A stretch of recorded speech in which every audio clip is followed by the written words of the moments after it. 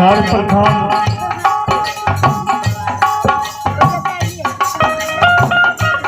जिस आत्मा के उपलक्ष्य में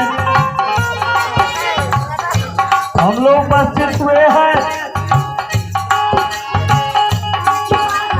उस आत्मा के लिए परवरदिगार मालिक मिलाद से निवेदन करेंगे, वो जहां पर भी हो उस आत्मा को शांति मिले, साथ ही साथ पूरे परिवार को आगे बढ़ने की उनकी कामना दया बरसाते रहे। कहना बात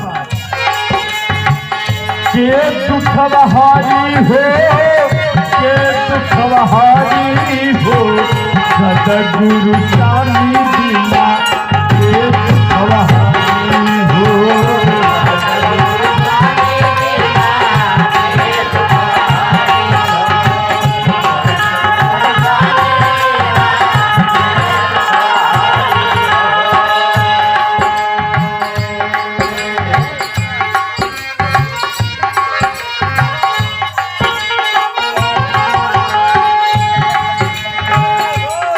केहू के छोड़ने नहीं थे, काम क्रोध मद लोभ, काम क्रोध मद लोभ लेके दुनिया।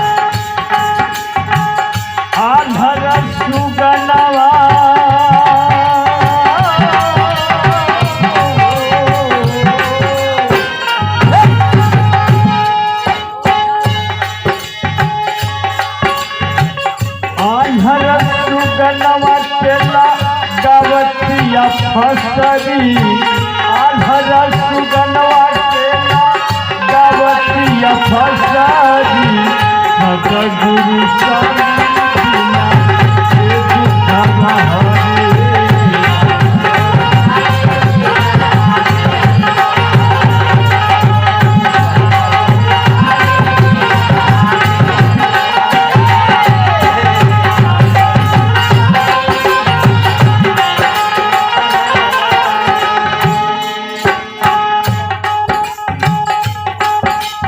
साथ ही साथ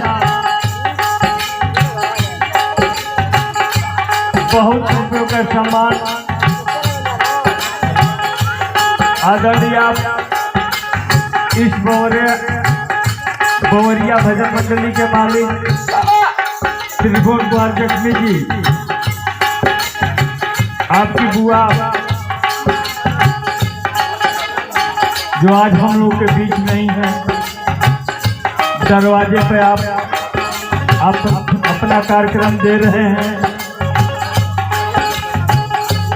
सर प्रणाम बाबा, पूरी पार्टी उस मालिक मिलाद भगवान से प्रार्थना करती है वो आत्मा जहाँ पर भी हो स्वर्ग में ऊंच स्थान मिले और परिवार को सदैव सुखी रखें।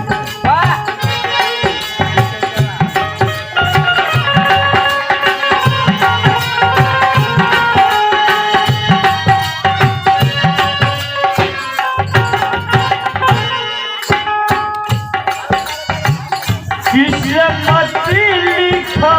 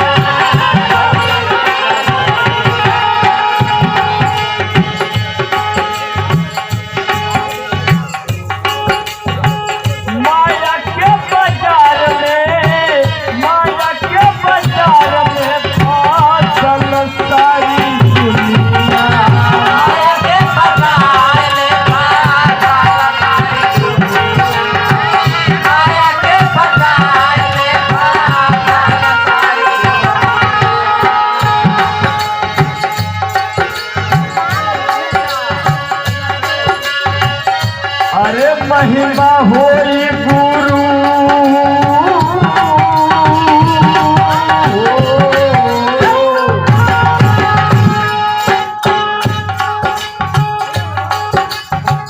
महिमा होई गुरु के सब दुख जाई चारी हो महिमा होई गुरु के सब दुख जाई चारी हो सदगुरु सामने बिना ये दुखवा हरि हो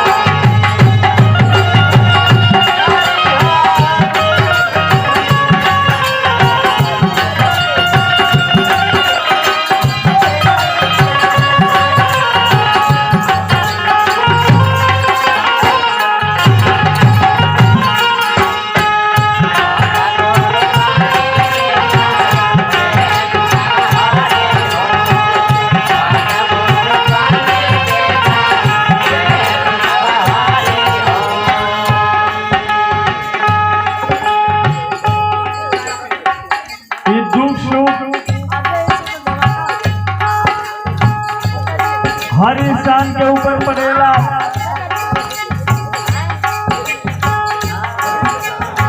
यही परिस्थिति के झेल लेला वो महान हो जाला, अजय घबरा जाला,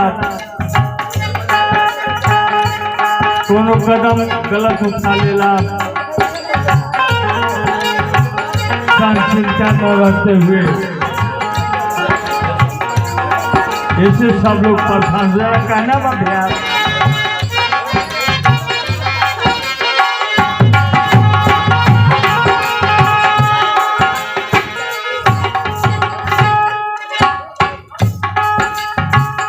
एक बार दुख पड़ल, एक बार दुख पड़ल राजा हरिश्चंद्र के।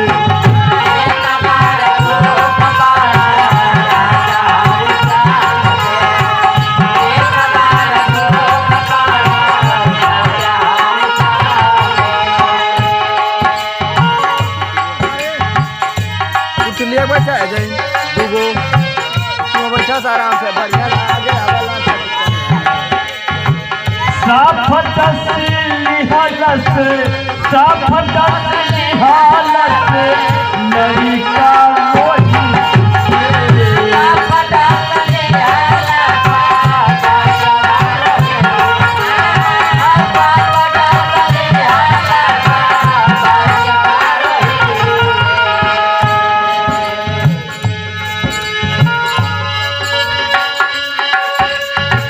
करके बदल दिहली हो